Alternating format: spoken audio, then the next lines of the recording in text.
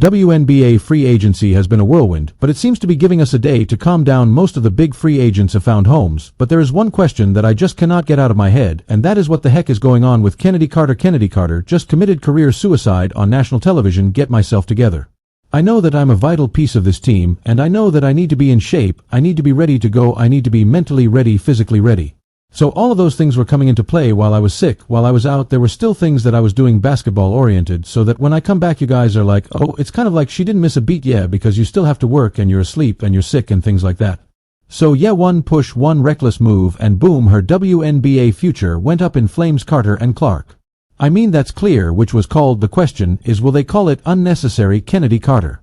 In a split second, she went from being a star with promise to a pariah no team wants to touch.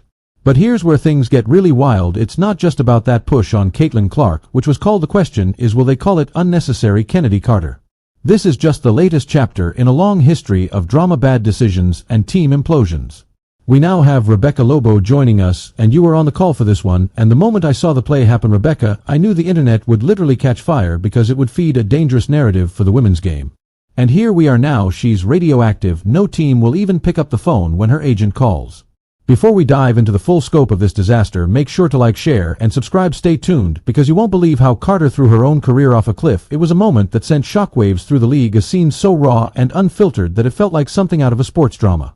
The Chicago Sky and Indiana Fever were locked in a heated battle, the kind of game where tensions rise with every possession. Caitlin Clark was putting on a show, dropping buckets with ease, orchestrating the offense like a maestro, and making defenders look helpless in real time. And she was the spark, the attraction, the player everyone in the building had their eyes on. And then there was Kennedy Clark. She wasn't just playing defense, she was hunting. The frustration in her movements was unmistakable. Every time Clark made a play you could see it in Carter's body language, gritted teeth, sharp glances, heavy breaths, the tension between them built like a ticking time bomb.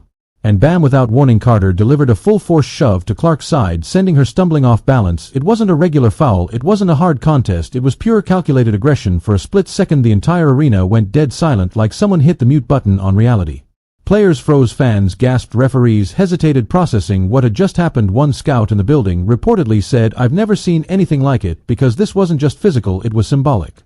It was a message loud and clear, I'm a bucket, and when I get to my spot there's no one that can stop me, so it's just my confidence and my teammates feeding me the ball," things like that. And then you guys were down by 15 at one point and came all the way back to win by 1. What do you like about what your team's displaying? I think tonight we just showed heart, we showed fight, and we showed no give up until the buzzer was off, and I think when we play like that we're a hard team to beat for sure. Carter wasn't just fouling Clark, she was challenging her, targeting her, maybe even trying to humble her, but there was one massive problem: the WNBA had no room for that kind of state. For those acting surprised by Carter's actions, let's be real, they haven't been paying attention. This wasn't an isolated moment of poor judgment, it wasn't a heat of the moment lapse, this was a pattern, a predictable flashpoint from a player who has left a trail of burned bridges in her wake. 4 teams, 4 locker rooms, 4 exits filled with tension, drama, and controversy. That's not bad luck, that's a reputation problem. A player with talent should be thriving in the league, yet she's been treated like a volatile stock, too risky to invest in. Coaches don't just give up on skilled players unless there's something deeper at play.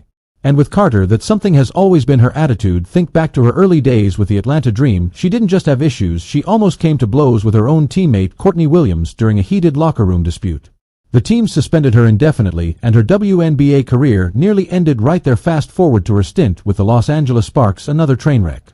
She wasn't benched for performance, she was benched for conduct, poor leadership, and unwillingness to be coached, and a tendency to clash with teammates. It's been the same story over and over. So when Carter shoved Clark, it wasn't just a dirty play, it was the final straw, the moment the thin ice beneath her career finally cracked. In sports, mistakes happen. Players get caught up in the heat of competition, but what separates those who move forward from those who fall off? Accountability, and that's exactly where Carter failed again. After the incident, she had 2 choices: own it or deflect. She chose the latter. Instead of acknowledging her actions, she doubled down. When reporters pressed her about the situation, she didn't show remorse, she didn't offer an explanation. Instead, she smirked and shut down every question about Clark. "I'm not answering any Clark questions," she said with a kind of arrogance that makes executives and coaches shake their heads. It wasn't just dismissive, it was proof that she didn't care, proof that she wasn't learning, and in a league that values character just as much as talent, that's the kind of response that ends careers. Because here's the truth. Talent alone doesn't cut it in the WNBA. Professionalism matters, attitude matters. And Carter, she's been proving for years that she lacks both. She had multiple chances to change the narrative, she had a golden opportunity to rebuild her image. But at every turn she's chosen ego over growth, and that's why no team wants to take a chance on her anymore. The WNBA wasn't about to let this slide. The league wasted no time in handing down a flagrant foul call, an official statement that the hit on Caitlin Clark was more than just aggressive defense. The words they chose were deliberate, unnecessary, and reckless. That wasn't just a slap on the wrist, it was a direct condemnation of Carter's actions, a line drawn in the sand, and the ripple effects were immediate. Front offices across the league took notice. Scouts and executives in the arena had already seen enough. Before that night, some might have considered Carter a high-risk, high-reward player, talented but unpredictable. After that incident, she was seen as a liability. The Chicago Sky had a decision to make. Would they double down on Carter, maybe give her a contract extension, or at least try to trade her to a team willing to take a gamble? Instead, they did something far more decisive. They cut ties completely. No trade discussions, no buyout negotiations, just a quiet but unmistakable move to let her go. In professional sports, sometimes your reputation can be salvaged. Thanks for watching and subscribe my channel.